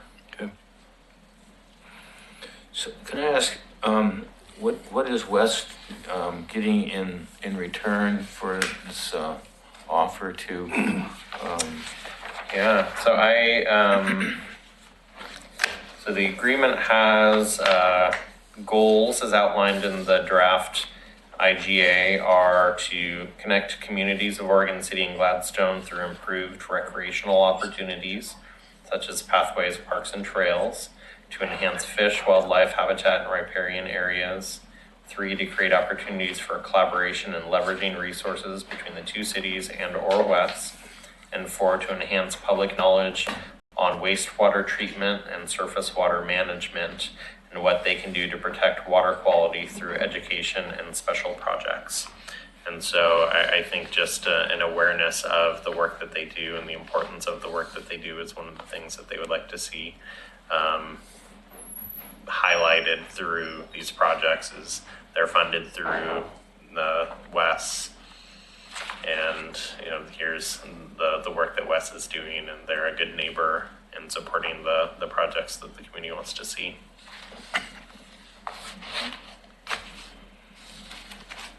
So those donations or that transfer of money is annual? Is that what I heard you say? Yeah, so it would be a 10-year list. Let's see, so they're looking at 2019 through 2028, approximately $200,000 in additional funding annually. So it would be an annual contribution. So to essentially, the project. we just make friends and they give us $200,000 every year? Yeah. Do they It's a have, good deal. I'm assuming you haven't done contracts yet, but have they mentioned anything about them having to approve which projects Oregon City selects? spend that 200,000? Like, are there parameters, That conditions? is an excellent question. We did, there is a draft version of the IGA, which I did not print, but I can send it out to the group if you're interested. Yeah, it'd be Yeah, interesting. I'd like to see that, yeah, good idea. And where do they get their money from? Good question. Providing services to residents, so. Sewer. Sewer, yeah. Sewer services.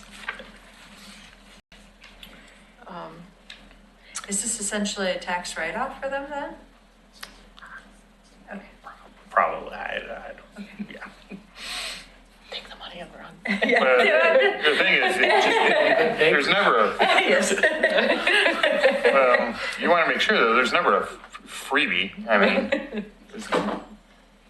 it makes me, I mean, maybe there is, but it seems like there's, you know, what do they want in return other than, you know, modicum of It's a free publicity? lunch. Yeah, and there might be a requirement of some sort for their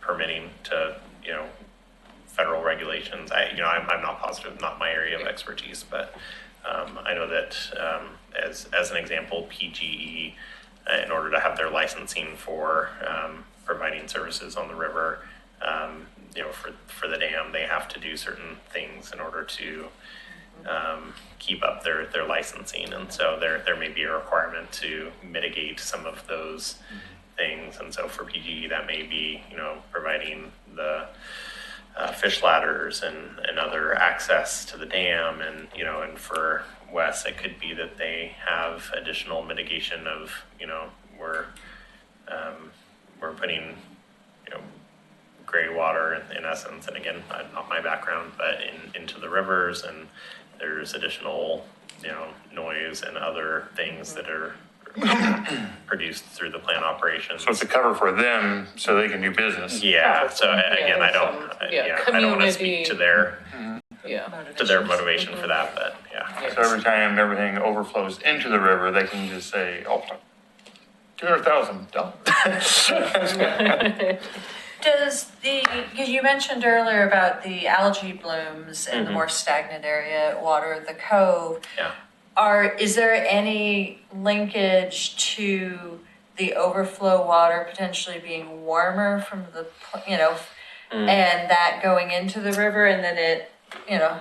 I think their outflow actually is through Clackamas Park and out into the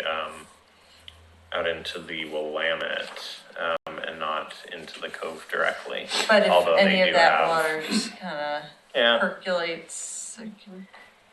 Okay. yeah, I'm not sure. But They've been involved with, since they did their plant expansion, I'm going to say it's maybe been 20 years ago, but they've been closely involved with the city of Oregon City as well as Gladstone. And their basic purpose is they want to be able to influence the buffer between their facilities and public space. And they understood that, at least that was the case, they understood that they didn't want to have people complaining about whether it's noise or smell. And so they were really very concerned about property that they didn't own and how that was going to be planned to be used. And I know that possibly is one of those ideas that they still, it's high on their priority list. And by giving this kind of money to the cities that they're willing to work with them on keeping those buffers, something that's compliant with what they're looking at. Public relations and being a good neighbor. Well, this would have a great effect on any type of Clackamas Park master plan. Oh yeah, yeah. And we definitely this is a funding mechanism for sure. Hiring for a some of those contractor to improvements. put it together. Exactly. Do the public process Well, first 200,000. And what was the time frame on this? Maybe I missed it. What was that? What was the time frame on this? I mean, I think they're looking for the 2019 fiscal year. So it would, I know they had a joint work session scheduled for last night. I have not had an opportunity to follow up on how that played out. But I know they're wanting to move forward on it sooner than later. Yeah, I want to see the fine print, of course, the things that we're talking about, but, they're trying to be a contributor to the community rather than, taking. Yep. Yeah, that's a good thing, whether it's mandated or not, but, Yeah. yeah. It's We'll an take it. exciting I was gonna opportunity. say it's So, it's appreciated either way. exactly. Okay, any other questions on this topic or comments? Okay, moving on to agenda item 6F, McLaughlin Promenade Survey. So this is just really quick. Just wanted to give you a heads up that we are working on conducting a topographic and property line survey at McLaughlin Promenade, and it will be over the next couple of weeks. So we'll get notification out to our adjacent property owners, but the property lines at the promenade are very close to a lot of the residences up along the promenade, and so trying to figure out what's ours before we start to move forward at some point eventually for site improvements. We've conducted the McLaughlin Kenema Trail study that was done recently. There are some things in there for improvements. Before we start to move forward with improvements, we wanted to make sure that we had a clear delineation of what spaces were ours and which spaces were the private side. So we'll, I'm sure, provide an update once we get information back. But at this point, that's all the information I have to share. This could probably help us move it forward to becoming a charter park, status of charter. Yeah, so that was one of, thank you for that point. That was one of the other deciding factors, was to really make sure we knew what the park boundaries were as we're dedicating public charter park. Okay. Item 6G, general business. So I had two items, unless there's other items that the group would like to discuss. As John referenced yesterday, and we'll have a full presentation in June, but the Parents of Murdered Children is anticipating moving forward with a capital project at the Mountain View Cemetery. They have approximately $90,000 in site improvements that they are anticipating to include walking paths and monuments for that Parents of Murdered Children monument site. So we'll have an update in June, but just want to make sure that you're aware of that process and those ongoing conversations. The other request that I had was from Bill, was to have an update on the enhancement grants that have been submitted to date. So I do have a short presentation.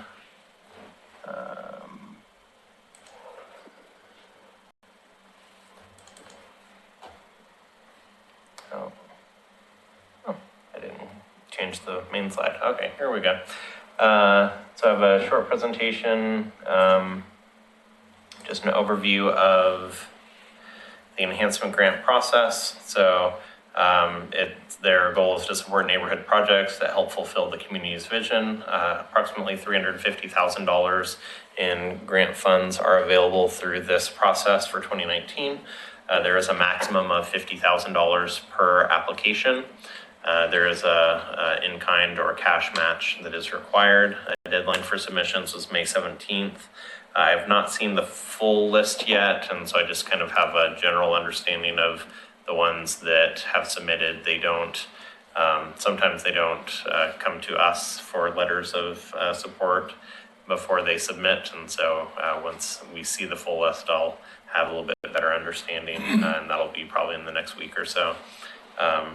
The economic development staff monitor this grant process, and then they send out the information to all the affected departments, including Parks, Planning, Public Works.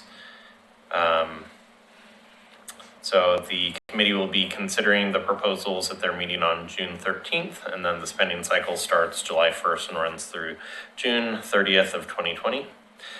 We have several grants that we know applied. Those include the Native American Perspective film, and that's through the End of the Oregon Trail, Clackamas Heritage Partners, the Oregon City on River Recreation Project, that is the Lower Columbia Estuary, I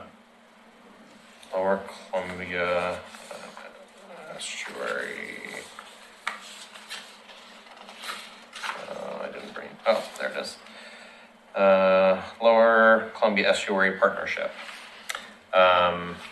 Additionally, so that group is basically they take groups of folks out on canoes out into the river, talk about the environment, the river flow, introduce people to the water that maybe have not had an opportunity to go out on the water before. So typically students, they're reaching out to seniors as well. They have letter of support from the Pioneer Senior Center and are planning to bring out a grouping of our seniors out onto the river. So there's an Oregon City group that's sponsoring, will want to sponsor? It is the Lower Columbia Estuary. I think they're based in Portland, but they provide services for the Columbia, Willamette, any of the waterways that feed into the Columbia.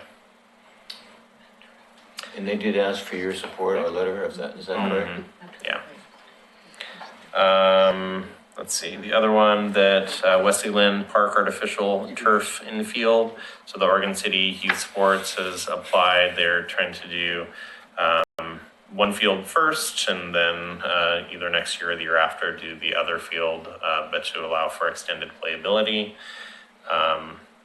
Hillendale Park Court and pathway lighting. So I think we've talked about that one quite a bit. The environmental stewardship at the Cemetery Canyon.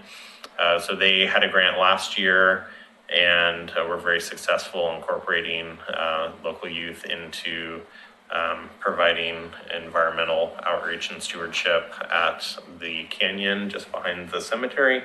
They played again this year and are planning to reach out to a different school and do the same thing. So very exciting, getting up to 300 kids at a time down in the canyon on given days. It's a little bit of a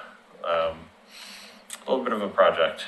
The Ladderette Park development, which this would be the last bit for that project in order to fund it and develop, and then Park Place Playground Replacement Project, which would be to replace both of the pieces of equipment that are up there currently. We had some fire damage to one of the pieces of equipment about a year ago, and were unable to replace it due to none of the playground manufacturers wanting the liability of adding on to that piece of equipment, which the manufacturer went out of business and it was so old that nobody wanted to touch it. So we have to do a full replacement. Could I ask you, since they did come before us, I was more curious about the Hillendale pathway lighting. Yes. So are they asking for 50,000? Yeah, so their request was for 46,500-ish. And is that gonna pay for part of what you're Yeah. requiring as far as safety for the path to be built and lit? Yeah, so that would be for the court lighting, and we are anticipating putting in matching funds through the SDC budget. So as we discussed at the last meeting, the interest of the group to utilize some SDC funds for those types of projects. So they're putting in I think around $2,000 of their own funding. The city's putting in SDC funds for the match, and then the grant funds of $46,000. And that would, in theory, that's supposed to pay for I thought, was there a pathway, they're gonna be following an existing pathway, is that correct? Or they're taking a more direct route, as you had mentioned, that they could put, I mean, you didn't like the idea of the lighting in the court at night until they were able to Oh, yes. be able to satisfy your liability issues of walking Yeah, so that would in the include dark. pathway lighting as well as the court lighting, and working with PGE for the install. And so They would be PGE poles within the park. They provide the funding for some of the install work that's associated with it. So we don't have to pay for the posts or the masts. They do require us to do the trenching and pulling of the circuitry and those kinds of things for the electrical would be required. And then they would not be, so the court lights is something that would be fully encompassed within the grant, but the pathway lighting is, PGE would help support some of that. Because they had their own separate grant, I thought, from the National Pickleball Association to do the court lighting. They did not have a grant for the court lighting as of right now. They did get a grant for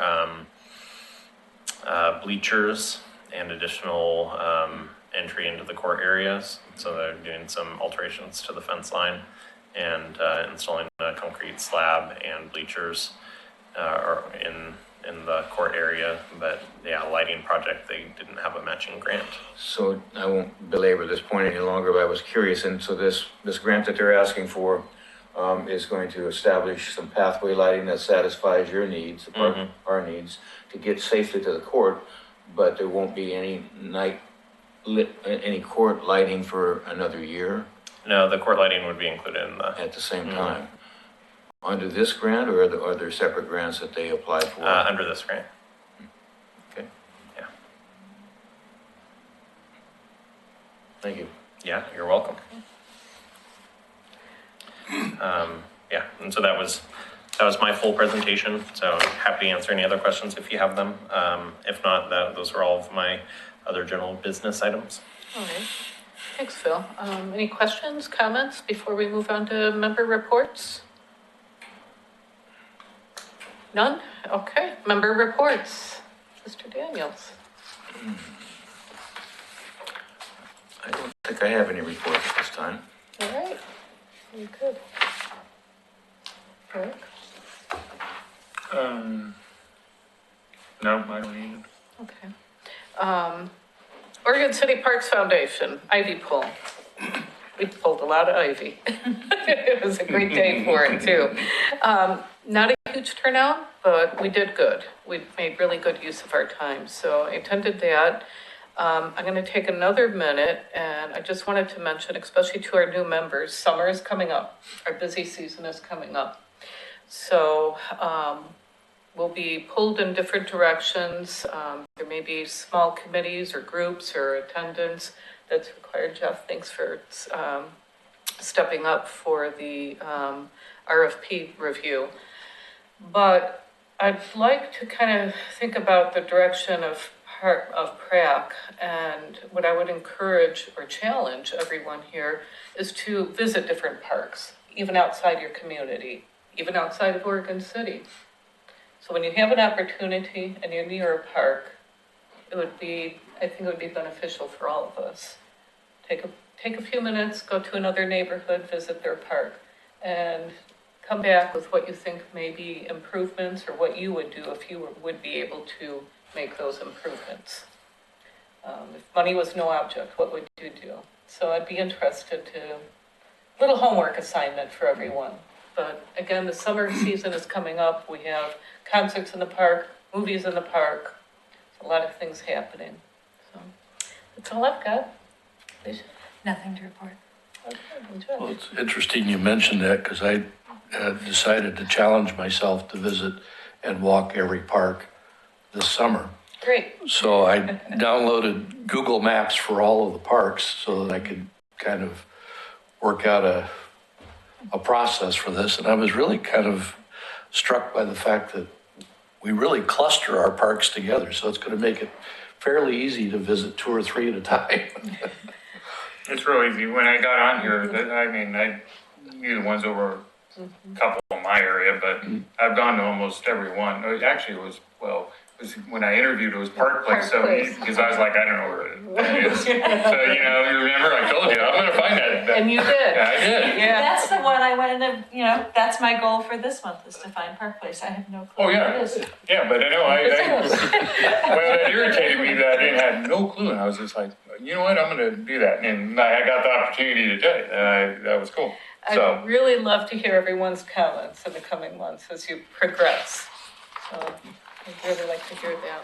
So, I do have something to include on member report now that I had a chance to reflect. It's about the Buena Vista House. And the stakeholders group, the Friends of, have had some fundraisers to help pay back a loan from the Parks Foundation. And as Phil can attest, we have authorizations from the City Commission to proceed in getting the electricity hooked up. And apparently the electricians have been in there to figure out, I think we were asking for a key to get in there, and it was also, we're looking at a probability of getting some National Historic Grant money. They were inside to be able to do their homework, the other Lisa. And so I think we're moving forward in a positive direction with that house. really got to applaud the committee for that. Really great job. Yeah, so that's fantastic. So we'll get an Ivy pull in though, I think. Yeah, Atkinson. Yeah, I saw the Trillium a few weeks ago. It was blooming in the lower part. So have you seen that, the Trillium? Yeah. There. I had a quick question, this was off topic, way off. Who was that, our first person that spoke, Karen? Who was she with?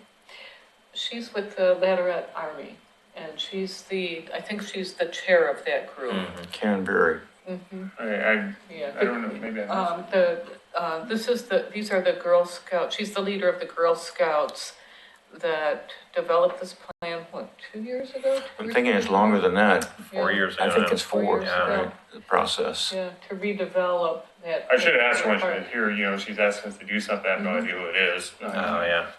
So one of her daughters was a Girl Scout, and then there was other Girl Scouts when they first initially came before the city for their intent on what they would like to do. And fortunately, there was others who would wanted to help, and Francesca was instrumental in that, getting funding going, grant writing. So